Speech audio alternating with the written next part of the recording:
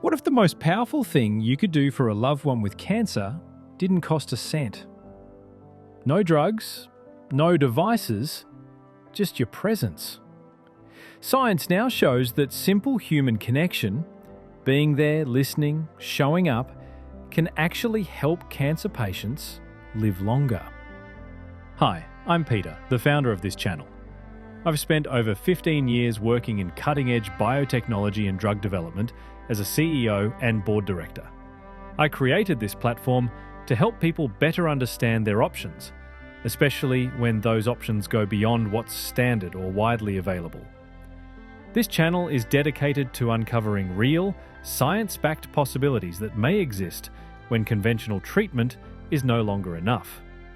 From experimental cancer therapies to breakthrough biotech and compassionate access programs, we explore the science, the ethics, and the human stories behind last-chance treatments.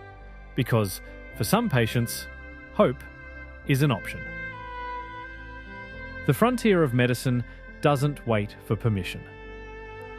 Today, we're turning to something far less technical, and maybe even more powerful. Because science now tells us something extraordinary. Being a good friend can actually help someone live longer.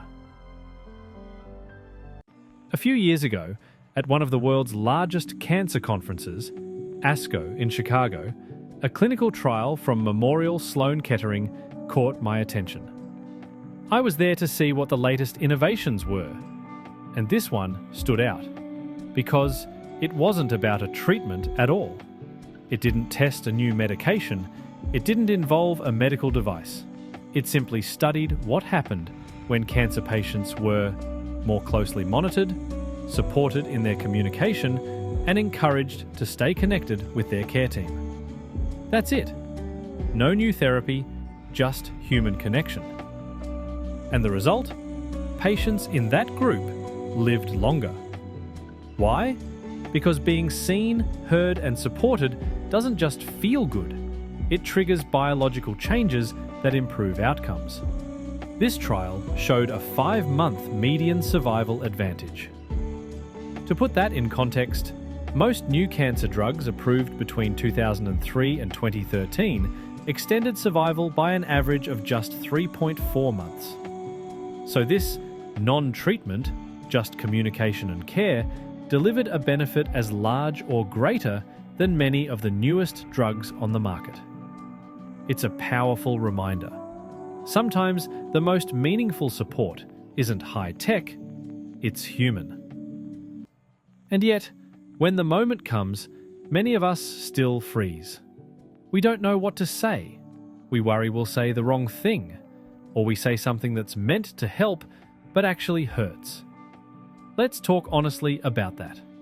What should you not say to someone with cancer, even when it's said with love? Some words land the wrong way. Here are a few phrases to avoid and why they can backfire. Everything happens for a reason. It can feel dismissive, like their pain is part of some grand plan they didn't ask for. At least it's the good kind of cancer. Let's be honest, there is no good kind when you're the one facing it. My aunt had that, and she's fine. That may be true, but it doesn't speak to their fear, their situation, or their outcome. You've got this.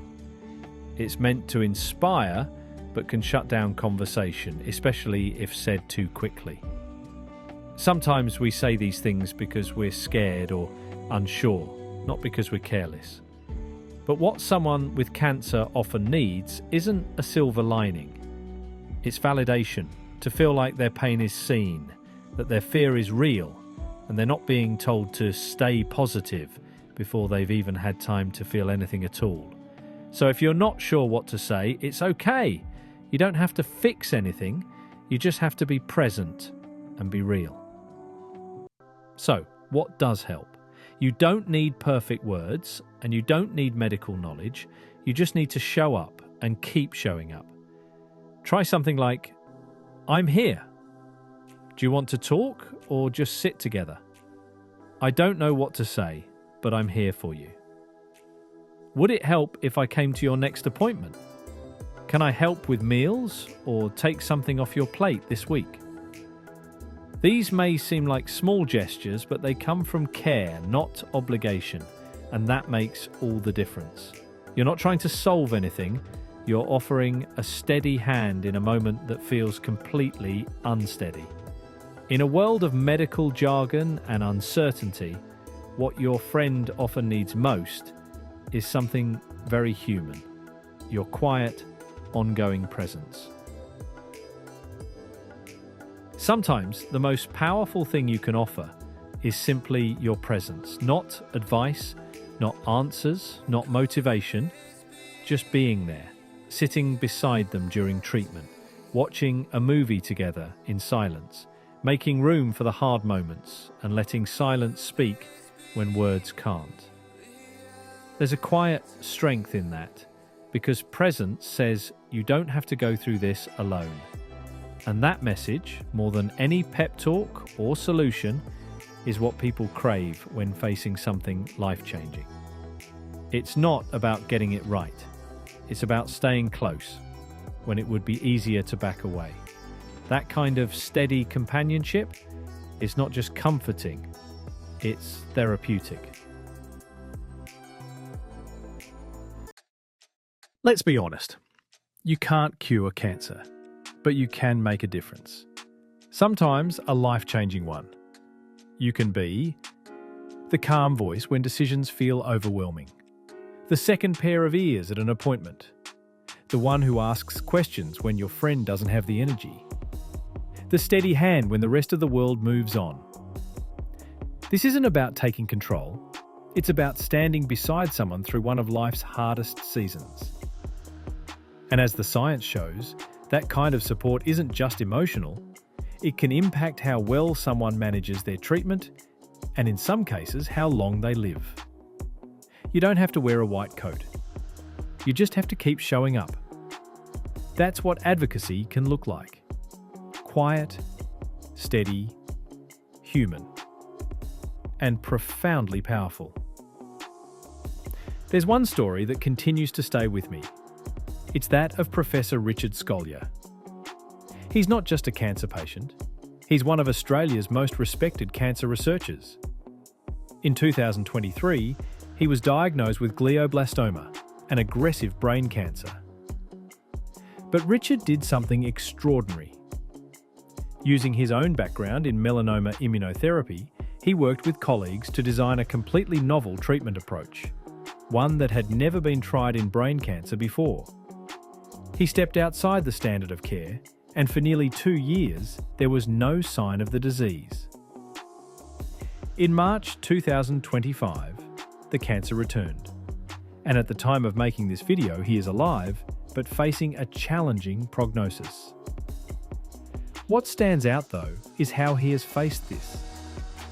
With optimism, with dignity, and with the unwavering support of his wife Katie, their children, and close friends. He said their love and presence gave him the strength to keep going.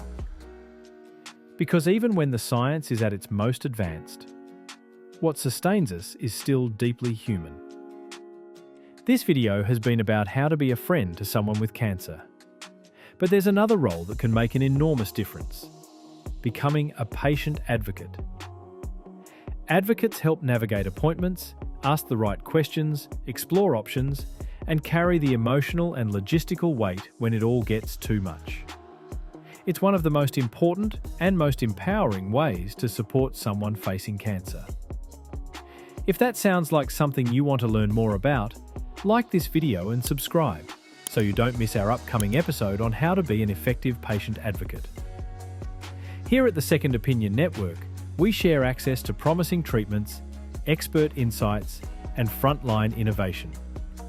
But we also believe this: when conventional care runs out of options, human connection is a treatment too. If this video helped you, share it with someone who might need it. And join us for more stories, not just about medicine, but about hope. Because when options run out, we look for more.